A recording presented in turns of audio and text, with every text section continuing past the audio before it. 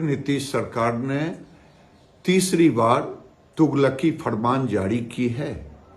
और मैं कहना चाहता हूं कि जिस तरह से हिंदुओं के छुट्टियों को शिवरात्रि जैसे महापर्व, जन्माष्टमी जैसा महापर्व, इन छुट्टियों को काट दिया गया है और ईद बकरीद की छुट्टी जो मुसलमानों में बढ़ा दी गई है। ये साफ जाहिर होता है कि नीतीश सरकार बिहार में इस्लामिक धर्म के आधार पर काम कर रही है और इसी कारण से अररिया, पूर्णिया, कटिहार, किशनगंज जैसे जगहों पर शुक्रवार को स्कूलों में छुट्टी हो रही है। अब तो लगता है कि पूरे बिहार में शुक्रवार को ही इस्लामिक छुट्टी करने की योजना बना रही है ये सरकार। अगर हमारे छुट्टियों को जिस ढंग से काटने का काम किया है, अगर नहीं इन छुट्टियों को फिर से बहाल किया तो इसका खामियाजा नीतीश कुमार को आने वाले चुनाव में भुगतना पड़ेगा। ये नीतीश कुमार नहीं कहलाएंगे बल्कि मोहम्मद लालू यादव और मोहम्मद नीतीश कुमार कहलाएंगे। शैक्षणिक कैलेंडर जारी होने पर क्या आपने सुना कि क्या कहा है गिरिराज? जैसा कि आप सबों को मालूम है कि बिहार सरकार ने शैक्षणिक कैलेंडर जारी कर दिया है। शैक्षणिक कैलेंडर जारी होते ही बिहार में तहलका मचा हुआ, क्योंकि रक्षाबंधन, मकर संक्रांति, महाशिवरात्रि, तीज, जितिया, बसंत पंचमी, दुर्गा की पूजा की छुट्टी में की गई भारी कटौती।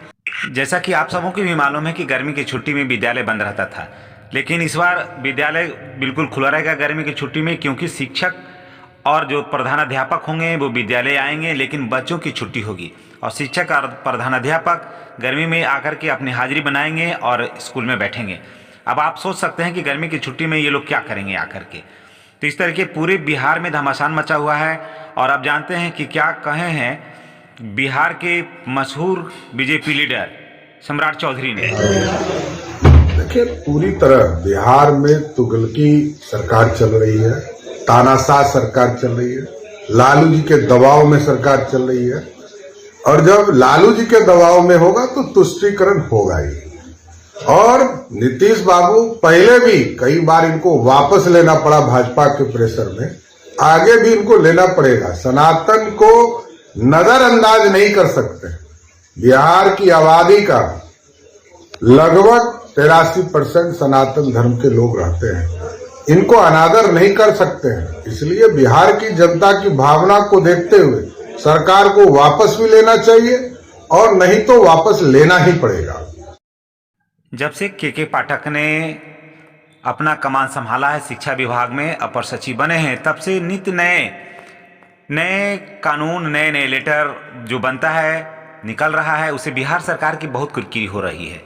जी हाँ, अब सोच लीजिए कि रक्षाबंधन, मकर संक्रांति, महाशिवरात्रि, तीज, जितिया, बसंत पंचमी, दुर्गा पूजा, ये सब जो छुट्टियां जो पूर्व में थी बिहार सरकार ने अपने शैक्षणिक कैलेंडर में जारी करके रखा था, वो सारी छुट्टियों को अचानक कैंसिल कर देना और फिर उसकी जगह मुहर्रम की छुट्टी, बकरीद की छुट्टी, ईद की छुट्टी में बढ़ोतरी कर देना, ये निश्चित रूप से तुष्टीकरण का ही मामला लगता है। अब ऐसे में स्वाभाविक है कि एक पक्ष खुश हो सकता है, दूसरे पक्ष नाराज हो सकता है। यही कारण है कि शिक्षकों में काफ़ी जन आक्रोश है। आनंद कौशल ने कहा कि अगर सरकार तुगलकी फरमान वापस नहीं लेती है तो इसका पुरजोर विरोध होगा, कारण कि जितनी भी जो भी धार्मिक त्यौहार हैं, हिंदू भावनाओं से जुड़ा हुआ है, उसका हर हाल में पालन करना चाहिए। लोग त्यौहार को मनाते हैं। बंशीधर ब्रजवासी ने भी काफ़ी विरोध किया है कि रक्षाबंधन, मकर संक्रांति, महाशिवरात्रि, तीज जैसे पर्व को आप कैसे उसकी छुट्टी को कैंसिल कर सकते हैं? दुर्गा पूजा की जो छुट्टी है उसको आप कैसे काट सकते हैं? तो इस तरीके से इन लोगों ने काफ़ी जो ज़बरदस्त विरोध किया है और बिहार सरकार की भी किरकिरी हो रही है। जब से के पाठक कमान संभालने हैं, वो चाहते हैं कि बिहार सरकार में, बिहार में जो शैक्षणिक व्यवस्था है, जादू की छड़ी है, उसे घुमाते ही ठीक हो जाए और कुछ ना कुछ करते रहना है, नित्य नया कुछ करते रहना है। यही परिणाम है कि प्रति बार, हर बार जब भी लेटर निकलता है तो उसमें बहुत बड़ा त्रुटि रह जाता है, जिससे बिहार सरकार की भी काफ़ी किरकिरी होती है, उनकी बदनामी होती है। फिर नीतीश कुमार को आना पड़ता है, उसमें संशोधन कराना पड़ता है।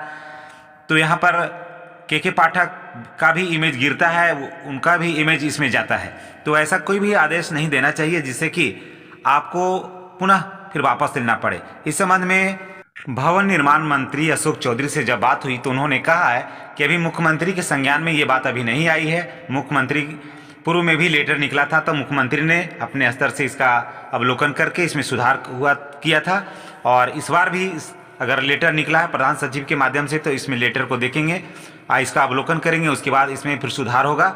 आइए जानते हैं भवन निर्माण मंत्री अशोक चौधरी ने क्या कहा है इस लेटर के संबंध में और इस छुट्टी के संबंध में। हुआ था और पूर्व में माननीय मुख्यमंत्री की जब जानकारी में आया और माननीय मुख्यमंत्री ने उसमें हस्तक्षेप किया था, और अब पूरी उम्मीद है कि लेटर में संशोधन 1 सप्ताह के अंदर होगा, कारण कि ये लेटर जो है जो अभी जारी हुआ है, शैक्षणिक कैलेंडर जो बना है, शैक्षणिक लेटर जो जारी हुआ है वो निश्चित रूप से यह बिल्कुल गलत है। इसमें पूर्व के जितने भी लेटर छुट्टियां थी वो सभी पूर्ववत ही रहेगा, उसमें कोई कटौती होने वाला नहीं है।